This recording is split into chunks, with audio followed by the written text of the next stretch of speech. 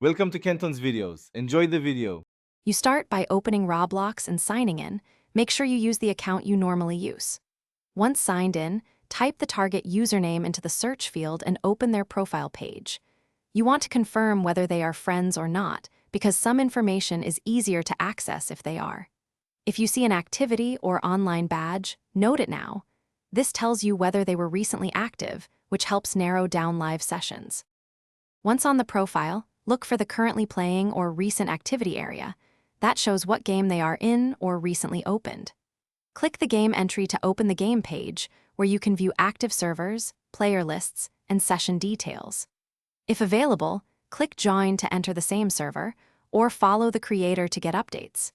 You can also check the player list on the server page to confirm their username is present before joining to avoid wasting time.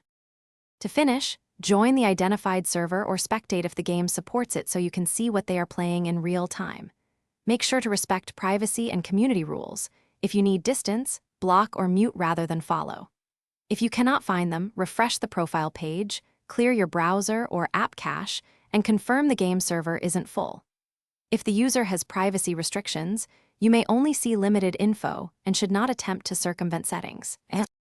Thanks for watching. Consider subscribing if we helped you.